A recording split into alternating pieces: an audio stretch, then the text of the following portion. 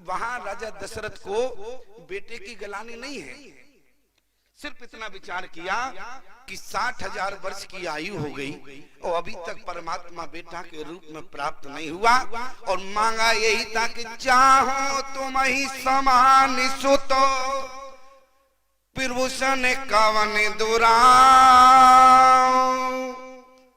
दान शिरोमणि कृपा निधि। भगवान से प्रार्थना करके जिस समय मनु जी ने मांगा प्यारे, विचार करना भगवान का दिमाग भी जो है चारों तरफ घूम गया, चारों तरफ भगवान का दिमाग घूम गया। भगवान ने कहा मनु जी से, मनु तुम मांग क्या रहे हो? मनु जी ने कहा इससे तुम्हें क्या लेना देना, तुम तो कहा था हमको मांगना, हमने मांग लिया, अपने हिसाब से मांगा। अच्छा, भक्त जो है भगवान के हिसाब से नहीं चलता, याद रखना, भक्त जो है भगवान के हिसाब से नहीं चलता। अगर भगवान के हिसाब से चले तो वो भगवान का भक्त नहीं है, बल्कि संसार का सामान्य केवल जीव है। भक्त कौन है? बोले जो भगवान के हिसाब से नहीं, बल्कि जिसके हिसाब से स्वयं परमात्मा चलता है प्यारे, उसी का नाम भक्त है। इसलिए क्या कहा गया है? बोले सबही नचावती राम गुसाई, सबको नचाने वाले कौन है? परमात्मा है। और जो भगवान को भी नचा दे प्यारे, वो भगवान का बाप भक्त हुआ करता है। इसलिए मनु जी सामान्य नहीं है। आज मनु जी ने अपने ढंग से परमात्मा को बेटा के रूप में मांग लिया। परमात्मा था सो चक्कर में पड़ गया। अब परमात्मा कहने लगा अब क्या करें, कैसे जावे, बड़ी समस्या है। क्यों? क्योंकि राम जी के जीवन में समस्या क्या है? राम जी 3 काम नहीं कर सकते। बोले कौन कौन काम नहीं कर सकते? आप सब जानते हैं क्या है? बोले भरत अमित महिमा सुन रानी, जाने राम न सके बखानी। राम जी अपने मुखारबिंद से भरत का चरित्र नहीं सुना सकते, भरत की महिमा राम जी नहीं बता सकते। और क्या नहीं कर सकते हैं? बोले कहो कहाँ लगी अरे नाम बड़ाई, और जाने राम न सके बखान। राम जी अपने नाम की महिमा का बखान नहीं कर सकते। और क्या कहा? बोले आप सर से कहाँ खोजो जाई, नृप तब तनय होब में आई, मैं ही तुम्हारे बेटा बनकर आऊंगा। क्योंकि परमात्मा जो है अपने जैसा नहीं ला सकते, क्योंकि राम जी के समान तो राम जी ही है, दूसरा कोई नहीं है प्यारे। लेकिन मनु जी ने जो मांगा कि चाहूं तुम ही समान सुत, ध्यान से सुनना, मनु जी ने जो मांगा था, बोले चाहूं तुम ही समान। भगवान ने कहा मनु जी बात क्या कह रहे हो? बोले चाहो तुम ही, तुम ही में कौन आता है? परमात्मा आए कि नहीं आए? और आगे क्या मांग दिया? बोले चाहो तुम ही समान सुत, तुमको भी और तुम्हारे समान। तो भगवान कैसा लेकर आए? बोले भरत राम ही की अनुहारी, और सहसा लखना सके नर नारी। भगवान अपने जैसा भरत को भी लाए। ईमानदारी से बताओ, राम और भरत में कोई अंतर था? राम और भरत में गोस्वामी जी के मत के अनुसार कोई अंतर है? बल्कि नख सिकते सब अंग अनूपा। भरत और राम जो है एक जैसे थे। जब समय भरत जी और राम जी का धरती पर प्राकट हुआ, उसी समय गुरुदेव वशिष्ठ को राजा दशरथ ने बुलाया और वशिष्ठ जी आए। कहा गुरुदेव ये दोनों बालक तो एक जैसे हैं। वशिष्ठ ने कहा एक जैसे बालक है, हो ही नहीं सकता है। बोले नहीं, एक जैसे बालक है, हमने अपनी आंखों से देखा। कहा जरा फिर से देखो। ऐसी राम और भरत को आगे रखा प्यारे, राम और भरत को बैठाकर राजा दशरथ ने नख से लेकर ऊपर तक दृष्टि दौड़ाई और कहा कि गुरुदेव, बोले नख सिकते सब अंगी अनूपा, एक जैसे है। लेकिन वशिष्ठ ने कहा कि राजन एक जैसा हो नहीं सकता। बोले क्यों? क्योंकि आप सरिस खोजो कहाँ जाई, नृप तब तनय होब में आई।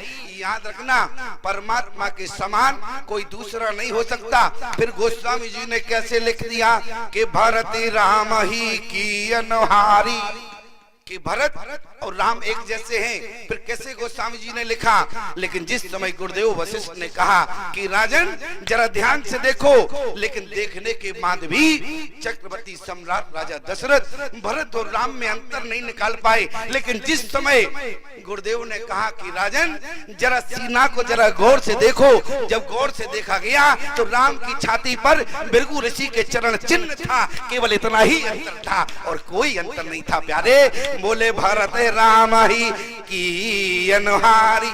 अच्छा, पहचान तो रखना थी कि नहीं रखनी थी? पहचान क्या थी? बोले राम की छाती पर भृगु ऋषि का चरण चिन्ह था, लेकिन भरत की छाती पर नहीं था प्यारे। आज जिस समय राजा दशरथ को, अब समझ रहे होगे किसकी गलानी हो रही, बेटे की गलानी नहीं, हम तो आपको सारांश की ओर ले चल रहे हैं। और जैसी क्या लिखा गोस्वामी जी ने, बोले गुरु गृह गए तुरंत मही पाला और चरण लाग कर विनय विशाला। जाकर जो है गुरुदेव के आश्रम में पहुंचते हैं जहां वशिष्ठ जी रहते हैं। वशिष्ठ के चरणों में गिर पड़े कौन? बोले चक्रवर्ती सम्राट राजा दशरथ। और बोले निज दुख सुख सब गुरु ही सुनायो, गुरुदेव को सुनाते हैं। अच्छा, यहाँ देखना, बोले निज दुख सुख, दुख क्या सुनाया और सुख की बात क्या रही? बोले दुख इस बात का है अभी तक नहीं आए, सुख इस बात का है तो वो तब भी नहीं आए। सुख क्या है? तुम्हारे चरण हमारे जीवन में है और अभी तक नहीं आए। यहाँ वशिष्ठ को लगा यहाँ तो हमारी जो है महिमा घट रही है। वशिष्ठ को लगा कि यहाँ हमारी महिमा घट रही है, तो वशिष्ठ ने तुरंत कहा, अरे तुम एक की बात करते हो राजन? अरे एक नहीं। बोले फिर क्या? बोले धराओ धीर हुई है सुतचारी। क्या कहा? बोले धराओ धीर हुई है सुतचारी। बोले एक नहीं, बोले चार चार होंगी। राजा दशरथ ने धीरे से मानो मनी मन में कहा, बोले एक तो हो जाता पहले, बाद में तीन और आ जाते, कि क्या जरूरत है आप चार चार का आशीर्वाद दे रहे मनी मन। उसी समय वशिष्ठ समझ गए कि राजन क्या विचार कर रहे हैं। लेकिन उसी समय प्यारे वशिष्ठ जी ने क्या कहा? बोले धराओ धीरा हुई है सुतिचारी और त्रिभुवन में मां विदित तुम्हारी। इसलिए प्यारे याद रखना, बोले जो तुम्हारे चार होंगे वो सामान्य नहीं होंगे। दशरथ जी ने कहा तो कैसे होंगे? मानो ये समझो प्यारे कि महात्मा का आशीर्वाद जो है सृष्टि के लिए बहुत जरूरी होता है। संसार में महात्मा का आशीर्वाद बहुत जरूरी होता है। आज राजा दशरथ को आशीर्वाद दिया चार चार बेटाओं। किसी ने कहा कि वशिष्ठ से आपने चार बेटों का आशीर्वाद तो दे दिया, लेकिन ये चार बेटे आके करेंगे क्या? घर में लड़ाई नहीं होगी, एक साथ चार चार दे दोगे। लेकिन वशिष्ठ ने कहा इनके यहाँ जो चार होंगे वो पूरे जग में नाम करने वाले होंगे, लड़ने वाले नहीं होंगे। कैसे होंगे? बोले पूरे जग में नाम करेंगे। और मानो कि संत के आशीर्वाद ने सृष्टि को चार व्यवस्थाओं के रूप में चार बेटे प्रदान किए हों। अच्छा, व्यवस्था क्या है जरा विचार करना। राम जी क्या है? मनो कि वशिष्ठ के आशीर्वाद ने राजा दशरथ के घर में मनो कि आनंद दे दिया हो, आनंद का आशीर्वाद। देखो प्यारे, हमें जीवन में भौतिक सुख साधन से सुख मिल सकता है। जैसे आप ज्यादा से ज्यादा विकास कर जाएं तो आप कूलर की जगह जो है एसी लगवा लें अपने घर में, तो आपका विकास हो जाएगा कि नहीं? आप कूलर की जगह एसी लगवा लेंगे तो और ज्यादा सुख मिलने लगेगा, लेकिन क्या आनंद मिलेगा क्या? क्यों? बोले भौतिक सुख साधन से सुख तो मिलता है लेकिन आनंद नहीं मिलता है। बोले फिर आनंद सृष्टि को कैसे मिलेगा? बोले जो आनंद सिंध सुख राशि उसी करते तेरे लोक सुपासी सो सुख धाम राम उस नामा। इसलिए प्यारे, सृष्टि को तो आनंद केवल राम नाम से मिलेगा। इसलिए क्या कहा? बोले धराओ धीर हुई सुतचारी। पहला बेटा राम, मनो की सृष्टि को गुरुदेव वशिष्ठ के आशीर्वाद ने आनंद प्रदान किया। अच्छा, अब विचार करना, आशीर्वाद में पहला बेटा आनंद के रूप में राजा दशरथ को मिला। क्या मिला? आनंद मिला। बेटा नहीं बल्कि दशरथ को ही नहीं पूरी सृष्टि को आनंद प्रदान कर दिया। किसने? बोले गुरुदेव के आशीर्वाद ने। और प्यारे गुरुदेव के आशीर्वाद ने दूसरा बेटा किस रूप में दिया? अब विचार कर, जीवन में हमें सब सुख साधन आनंद भी प्राप्त हो जाए, हमें जीवन में आनंद भी मिल जाए, और ईमानदारी से बताओ खाने को एक अन्न का दाना ना हो तो व्यवस्था गड़बड़ हो जाएगी। आपकी सृष्टि में यदि आनंद भरपूर हो लेकिन जो है खाने के लिए एक अन्न का दाना ना हो तो क्या होगा? बोले जो आनंद मिल रहा है वो पूर्ण रूप से नहीं मिल पाएगा। इसलिए क्या दिया है? बोले विश्व भरन पोषण कर जोरी उता कर नाम भरत वसी हो। और प्यारे आज गुरुदेव के आशीर्वाद ने तीसरा बेटा प्रदान किया है। बोले क्योंकि हमारे अंदर काम क्रोध लोभ मद नाम के शत्रु हैं। बाहर के शत्रुओं का भले ही लक्ष्मण ने हनन किया हो लेकिन अंदर के शत्रु तो जाके सुमरन तई रिपुनासा नाम शत्रुघ्न वेद प्रकाशा। और प्यारे लेकिन जब तीन बेटे सृष्टि में राक्षसों का संहार भी शत्रुघ्न के द्वारा हुआ तो बोले अब ये तीनों जो है रहेंगे कैसे? तो इसके लिए आधार के रूप में लक्ष्मण को दिया, क्योंकि लक्ष्मण धाम राम प्रिय सकल जगत का आधार। गुरु वशिष्ठ राखा लक्ष्मण नाम उदार। लेकिन प्यारे मैं आपसे निवेदन करूं, जिस समय गुरुदेव ने चार चार सृष्टि को धर्म के रूप में प्रदान किया, राजा दशरथ को आशीर्वाद दिया और इसके बाद राजा दशरथ ने कहा कि गुरुदेव अब इस आपके शिष्य को क्या करना? गुरु वशिष्ठ ने कहा कि देखो राजन, हम हैं तुम्हारे पुरोहित, और पुरोहित का मतलब होता है जो जजमान का पूरा पूरा हित करे। पुरोहित का मतलब होता है कि जजमान को कुछ ना करना पड़े, सारी व्यवस्था पुरोहित करे। इसलिए गोस्वामी जी ने क्या लिखा? बोले श्रृंगी ऋषि वशिष्ठ बुलावा और पुत्र काम शुभ जग करावा। और किस कौन बैठा प्यारे?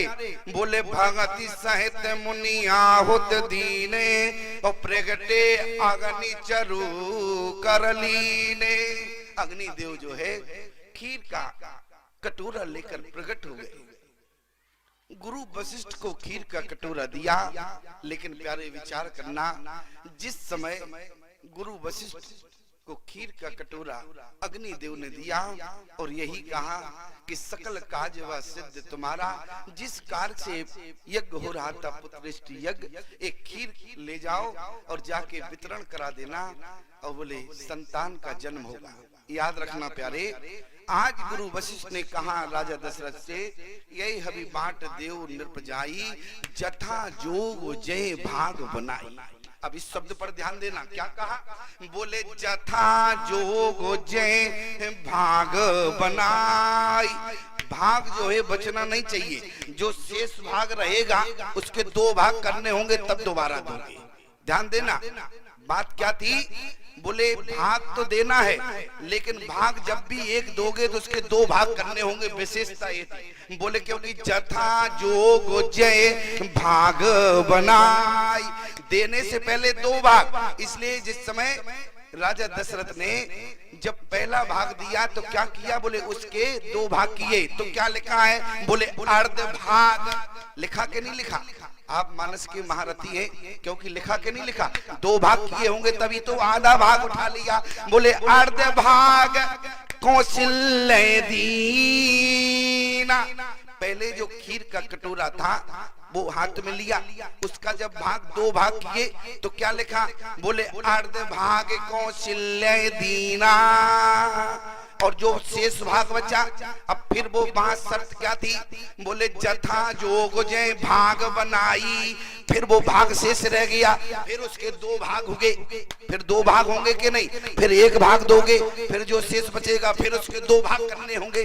देते देते दिमाग खराब हो जाएगा, एक शेष तब भी रहेगा। क्यों प्यारे? देते देते दिमाग खराब हो जाएगा लेकिन शेष फिर भी रहेगा।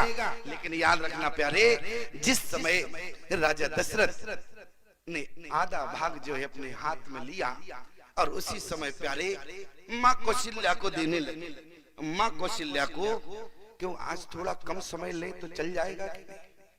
आज थोड़ा, आज की जगह भले ही कल हमसे 15 मिनट ज्यादा ले लेना, ठीक है?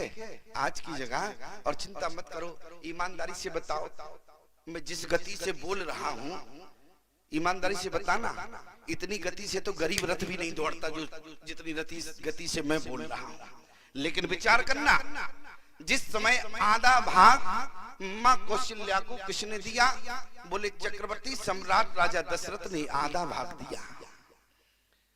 क्या कोई बात हो गई क्या भागीरथी? कोई विशेष बात है तो हम तो आधा भाग जो है राजा दशरथ ने हाथ में लिया और मां कौशल्या को दिया। बोले अर्ध भाग कौशल्य दीना, उभय भागवादे कर कीना, के कई कय नृप सोदयो और रहे सो उभय भाग पुनि भयो। फिर जब के कई को एक भाग दिया, देखो यहाँ वो तो वहां चले ही जाएंगे, यहाँ भाग वितरण हो जाएंगे तो गड़बड़ हो जाएगा। कहीं इस रानी की जगह उस रानी को चला गया तो कहीं इनकी जगह उनके दो हो जाएंगे, तो कौन संभालेगा? इसलिए ध्यान देना हमारी बात पर। बोले पहला भाग कहाँ गया? भाग की विशेषता मैंने बता दी, क्योंकि लोग ध्यान नहीं देते हैं। ध्यान क्या है? ध्यान यही है, ध्यान ऐसे ही भटक जाता है, लोग जो है जल्दी में पड़ जाते हैं। लेकिन वहां बस इसने क्या कहा था? यह हावी बाट देओ नृपजाई, जथा जोग जय भाग बनाई। भाग करने थे, और ऐसे भाग करने थे कि दो भाग करने थे। और इसी गोस्वामी जी कहते हैं कि राजा दशरथ ने क्या किया? बोले देते देते दो भाग बनाए, तो बोले अर्ध भाग कौशल्य दीना, उभय भाग आधे कर कीना। फिर आधा हुआ कि नहीं हुआ? क्यों प्यारे? फिर दो भाग हो गए। अब आप कहेंगे फिर एक केकई को दिया। गोस्वामी जी ने क्या लिखा? बोले केकई कह नृप सोदयो और रहो सो उभय भाग पुनि भयो। फिर दो हो गए। क्यों? फिर दो भाग हो गए। लेकिन याद रखना प्यारे, अब आप कह रहे होंगे दो भाग बचे, इकट्ठे पकड़ा दिए किसको? मां सुमित्रा। लेकिन राजा दशरथ ने यदि एक साथ मां सुमित्रा को भाग दिए होते तो फिर गोस्वामी जी क्यों लिखते? कौशल्या के कई हाथ धरी और दीन सुमित्र मन प्रसन्न करी। भाग की विशेषता थी। अब दो भाग जो है राजा दशरथ के हाथ में थे, क्योंकि रहो सो उभय भाग पुनि भयो। फिर जब दो भाग हुए प्यारे, तो वो दो भाग कहाँ किए? राजा दशरथ ने मां सुमित्रा को कोई भाग नहीं दिया प्यारे, दोनों भाग लिए। एक मां कौशल्या को दे दिया और एक मां केकई को दे दिया। लेकिन प्यारे गोस्वामी जी ने क्या लिखा? फिर मां सुमित्रा को भाग किसने दिया? बोले केकई कौशल्या केकई हाथ धरे दीन सुमित्र मन प्रसन्न करी। मां सुमित्रा को मां कौशल्या ने और मां केकई ने भाग दिया। किसने भाग दिया? चक्रवर्ती सम्राट राजा दशरथ ने नहीं। किसने दिया? बोले कौशल्या के कई हाथ धरे दीन सुमित्र मन प्रसन्न करी। क्योंकि प्यारे राजा दशरथ ने मां सुमित्रा को भाग नहीं दिया, क्योंकि जिस समय मां कौशल्या का स्वयंवर हो रहा था, आपके इसी छत्तीसगढ़ में कौशल देश की राजा की बेटी है मां कौशल्या, और उसी समय जो है आकाशवाणी हुई कि कौशल्या के गर्भ से जो संतान होगी वो रावण का वध करेगी, मतलब रावण की मृत्यु उसके हाथों होगी। रावण ने जैसे सुना, रावण जो है आया ब्रह्मा का वेश बनाकर, ब्रह्मा का वेश बनाकर आया, कौशल्या को बहला फुसला कर ले गया, समुद्र में जाके समुद्र के राजा के यहाँ छुपा दिया। लेकिन प्यारे ब्रह्मा जी ने कहा ये तो बड़ा छल किया। ब्रह्मा जी रावण का वेश बनाकर आए समुद्र से लेकर कौशल्या को, और रास्ते में राजा दशरथ आ रहे थे स्वयंवर के लिए। उसी समय ब्रह्मा जी ने चक्रवर्ती सम्राट राजा दशरथ को कौशल्या को सौंप दिया कि जिनके स्वयंवर में जा रहे हो ये राजकुमारी वही है। ये राजकुमारी मार्ग भटक गई, इसलिए आप इनको स्वयंवर में साथ ले जाओ। और वहां पर प्यारे मां कौशल्या का हरण हो गया। रावण ले गया छल से, लेकिन माँ कौशल्या का हरण हुआ।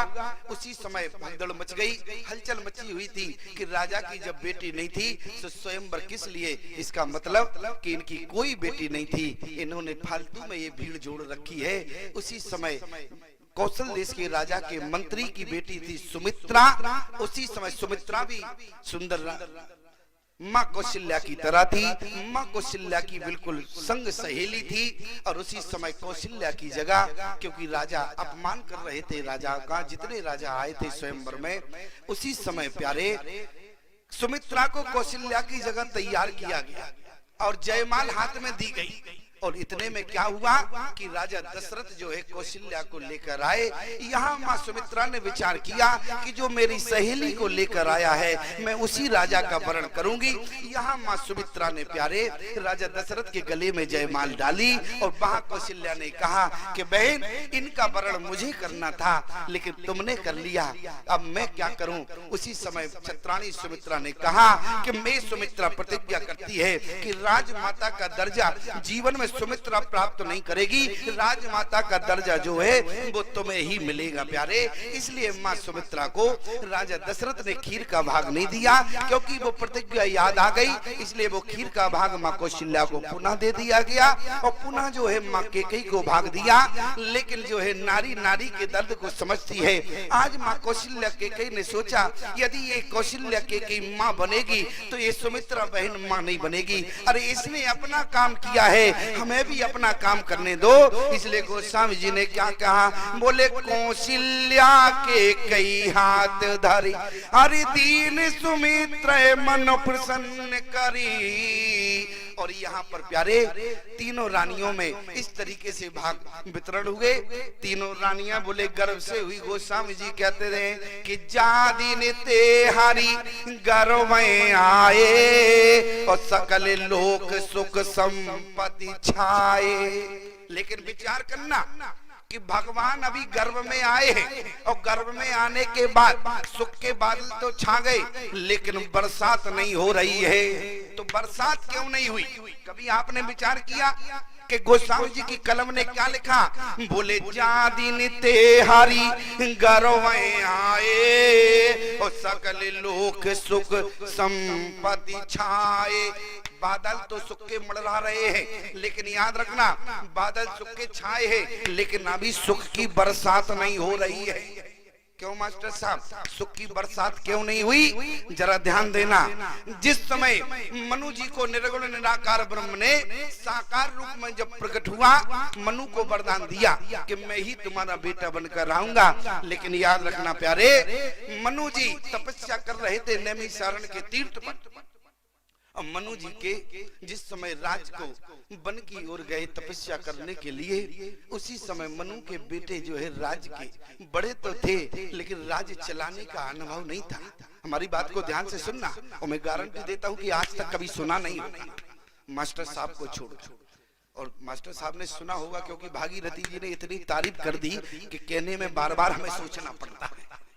मैं आपसे निवेदन करूं कि जिस समय मनु जी ने, मनु की संतान जो है राज संभालने के अनुभव नहीं था, लेकिन जिस समय मनु जी बरबस राज सुतय तब दीना नारी समेत गवन बन कीना, अपनी पत्नी के सहित जो है नैमिषारण्य के तीर्थ गए, उस समय जो है राज्य संभालना उनके बेटों को नहीं आता था, अनुभव नहीं था, अनुभव की कमी थी। उसी समय मनु जी ने अपने मंत्री हरदेव को बुलाया। मंत्री जब हरदेव को बुलाया प्यारे, उसी समय हरदेव मंत्री आए। हरदेव मंत्री हाथ जोड़कर खड़े हो गए। मनु राजा से कहा क्या बात है? राजा ने कहा मनु ने कि अपने हरदेव मंत्री से कि हमारे बेटों को राज्य चलाने का अनुभव नहीं है। एक काम करना कि जब तक हमारे बेटे राज्य चलाना ना सीख जाएं, तब तक तुम राज्य को संभाले रहना। और यहाँ हरदेव जी ने वचन दिया। हरदेव जी अपने घर पहुंचे प्रसन्न होकर। हरदेव जी की पत्नी ने कहा आज बहुत प्रसन्न हो। उसी समय हरदेव जी ने कहा कि आज अपने जीवन की भाग्य खुल गया, अपनी जो है किस्मत का ताला जो है भगवान ने खोल दिया। उनकी पत्नी ने कहा कारण क्या है? उसी समय कहा, हरदेव जी ने पूरी कहानी सुनाई कि बरबस राज सुते तब दीना, नारी समेत गवन बन कीना। क्योंकि मनु जी अपने बेटों को जबरदस्ती राज्य दे और मुझे राज सिखाने के लिए कह गए, और रानी आज के बाद मुझे बेटों को कभी राज चलाना नहीं सिखाना है। राज का कोई अनुभव उन्हें नहीं होगा। जब राज चलाने का अनुभव नहीं होगा तो जीवन में मैं उन्हें राज नहीं दूंगा। जीवन पर्यंत ये हरदेव ही इस धरती पर राज करेगा, ऐसे हरदेव का विचार हुआ। पत्नी ने अपनी हाथों की चूड़ी रही तो तुरंत धरती पर फोड़ दी। अरे इससे अच्छा तो आज मैं विधवा हो गई होती तो मेरे जीवन का भाग्योदय हो जाता, लेकिन आज तुमने बात सुनाई, इससे तुम्हारा भाग्योदय हुआ होगा, लेकिन हमारा भाग्य दुर्भाग्य बदल गया। ये हरदेव की पत्नी ने कहा, बोले क्यों? अरे जिस राज्य को मनु जी तिनका की भांति त्याग कर चले गए, उसी राज को तुमने मोह रूप में स्वीकार कर लिया। अरे जरा विचार तो करते, जिस राज्य को तुम्हारे राजा ने त्याग दिया उसी राज्य को मंत्री ने स्वीकार कर लिया, तो तुमसे बड़ा अभागा दुनिया में कोई नहीं है प्यारे। लेकिन विचार करना, हरदेव की पत्नी ने जिस समय ऐसा कहा उसी समय हरदेव जी के अंदर भक्ति उत्पन्न हो गई प्यारे। और उसी समय मनु जी नैमिषारण तीर्थ पर गए, लेकिन हरदेव जी किसी तीर्थ पर नहीं, अपने घर में ही उसी समय बैठ गए, अपनी पत्नी के सहित भजन कर रहे थे प्यारे। बोले सुमो रहे ब्रह्म सच्चिदानंदा। उसी समय भगवान मनु को आशीर्वाद देने के बाद मां जानकी ने कहा, प्रभु आपकी तपस्या और कोई भी कर रहा है। भगवान ने कहा कि नैमिषारण पर तो केवल मनु जी बैठे थे, लेकिन उसी समय भगवान की शक्ति ने कहा, प्रभु आपकी तपस्या हरदेव जी भी कर रहे हैं। भगवान की शक्ति हरदेव जी के पास ले गई भगवान को। उसी समय हरदेव जी से कहा कि नेत्र खोलो। हरदेव जी ने नेत्र खोला। हरदेव जी भगवान के स्वरूप को देखकर भगवान के चरणों में गिर पड़े। हरदेव जी ने कहा कि प्रभु आपने जो दर्शन इस हरदेव को दिया, बोले मैं आपको कैसे शुक्रिया करूं, कैसे धन्यवाद कहूं। भगवान ने कहा, मैं तो अपने भक्तों को दर्शन दिया करता हूं, इसमें कोई धन्यवाद की बात नहीं, लेकिन मैं तुमसे बहुत प्रसन्न हूं। अब तुम चाहो तो हमसे कुछ मांग सकते हो। लेकिन प्यारे, जिस समय हरदेव ने कहा, प्रभु क्या आपसे मांगे, जो मांगना था वो आप मनु जी को देकर आए। मैं जो चाहता था अब मैं आपसे नहीं मांग पाऊंगा। लेकिन याद रखना प्यारे, भगवान ने कहा, हरदेव यदि मनु ने मुझे बेटा के रूप में मांगा है तो तुम मुझे बेटी के रूप में मांग लो। मैं मनु के यहाँ बेटा के रूप में आऊंगा और तुम्हारे यहाँ बेटी के रूप में आऊंगा। इसलिए गोस्वामी जी ने क्या लिखा, बोले जनक सुकृत मूरत पैदेही और दशरथ सुकृत राम धर दे। इसलिए प्यारे, निर्गुण निराकार ब्रह्म एक ही समय में दो लोगों के यहाँ प्रकट हुआ। एक दशरथ के यहाँ बेटा के रूप में और जनक जी के यहाँ बेटे की रूप में प्रकट हो गया। एक ही ब्रह्म। क्या लिखा है, बोले गिरा अरत जल बीच सम, अरे कैयत भिन्न न भिन्न, बंदो सीता राम पद जिन्हें परम प्रिय खिन्न। इसलिए प्यारे, आज भगवान गर्भ में तो आए, लेकिन गर्भ में आने के बाद बोले जा दिन ते हरि गर्भ में आए और सकल लोक सुख संपत्ति छाए। लेकिन बरसात नहीं हुई। क्यों? क्योंकि अभी ब्रह्म बेटा के रूप में है, अभी बेटी के रूप में जनक के यहाँ पहुंचना है। और प्यारे, जब तक ब्रह्म का मिलन दोनों का नहीं होगा तब तक जो है सुख की बरसात नहीं होगी। और जब ते राम ब्याह घर आए, नित नव मंगल मोद बधाई, भुवन चार दस भूधर बारी, शुक्र तो मेघ सुख बरसे बारी। तब बरसे जब जो है निर्गुण निराकार ब्रह्म जो दो रूपों में आए, जब दोनों का मिलान हो गया प्यारे, तब जो है बरसात हुई। आज गोस्वामी जी कहते हैं कि मंदिरों में सब राज रानी, शोभाशील तेज की खानी, शोभाशील। माता कौशल्या क्या है? बोले शोभा की खान है, शील की खान माँ कैकेयी है और तेज की खान माँ सुमित्रा है। तीनों से बोले वैसे ही बेटे का जन्म हुआ। बोले प्रमाण क्या मिलता है? शोभा ने शोभा को जन्म दिया, शील ने शील को जन्म दिया, तेज ने तेज को जन्म दिया। प्रमाण क्या है? बोले शोभा धाम राम वस नामा। शोभा ने शोभा को जन्म दिया, शील ने क्या किया? बोले देख भरत कर शील सनेहु भान साधते समय विदेहु। बोले तेज ने बोले राजन राम अरियतुल बल जैसे, तेज निधान सकल पुण्य जैसे। इसलिए प्यारे बोले शोभाशील तेज की खानी। आज गोस्वामी जी कहते हैं बोले जैसे ही भगवान के जन्म का समय अनुकूल आया, अनुकूल क्या लिखा? बोले जोग लगन ग्रह बार तिथि हरि सकल भये अनुकूल। चर अचर हर्ष जुत राम जन्म सुख मूल। पंचांग में 5 चीजों से मिलकर पंचांग बनता है। जोग लगन ग्रह बार तिथि। आज राम जी के आने पर पूरा पंचांग जो है अनुकूल हो गया। और ईमानदारी से बताना, हम जीवात्मा जब किसी ज्योतिषी के पास जाता है या ज्योतिषाचार्य के पास जाता है तो हमारे पंचांग में एक ना एक गड़बड़ी बनी रहती है। लेकिन धन्य कब है? जब परमात्मा आते हैं तो पूरा पंचांग अनुकूल हो जाता है। अनुकूल का प्रमाण क्या मिला? बोले जोग लगन ग्रह बार तिथि हरि सकल भये अनुकूल। चर अचर हर्ष जुत राम जन्म सुख मूल। इसलिए नौमी तिथि मधु मास पुनीता शुक्ल पक्ष अब जित हरि प्रीता। भगवान का जन्म जो है अभिजीत नक्षत्र में हुआ। ध्यान देना, 27 नक्षत्र के बाद एक नक्षत्र है जिसका नाम है अभिजीत। जैसे 9 ग्रह के बाद एक ग्रह है उसका नाम है अनुग्रह, इसी प्रकार से 27 नक्षत्रों के बाद एक नक्षत्र आता है उसका नाम है अभिजीत। और अभिजीत नक्षत्र में ही भगवान प्रकट होते हैं। ये अभिजीत नक्षत्र जो है हमारे तुम्हारे लिए नहीं बना है। अभिजीत नक्षत्र का मतलब होता है जो अभिजीत नक्षत्र में प्रकट होता है वो कभी समाज में कभी भी पराजित नहीं होता प्यारे, सदा सदा के लिए विजय बना रहता है। इसलिए मैं आपसे निवेदन करूं, बोले नौमी तिथि मधुमास पुनीता शुक्ल पक्ष अभिजीत हरि प्रीता। देखो प्यारे, आप लोगों को तो रस मिल रहा है, आनंदित हो रहे हो, अच्छा प्रसन्न हो रहे कि नहीं? अंदर से आप लोग तो प्रसन्न हो रहे हो। हमसे पूछो हमारी क्या कंडीशन है? बराबर पसीना निकल रहा है। क्यों? जरा गन्ने से पूछो, जब गन्ना मशीन में जाता है तो पूरी दम निकल जाती है।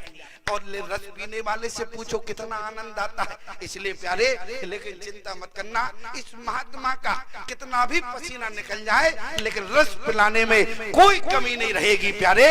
पूरे शेष 4 दिन है, खूब दम के रस पिलाएंगे। और चिंता मत करना, और रस से जब थक जाओगे तो हम घोट घोट के मलाई खिलाने लगेंगे, ठीक है? और जब मलाई से छक जाओगे तो रबड़ी खिलाने लगेंगे, लेकिन खिलाकर जाएंगे, भूखे छोड़कर नहीं जाएंगे। चिंता मत करना, जिस दिन हम जाएंगे आप कहोगे स्वामी जी हम पूर्ण तरीके से तृप्त हो गए, तभी हम बोड़े गांव छोड़कर जाएंगे, अन्यथा यहीं रह जाएंगे। ये मत समझना तुम कहोगे और ज्यादा विडंबना खड़ी हो जाएगी। क्यों? क्योंकि महात्माओं को बांधना साधारण बात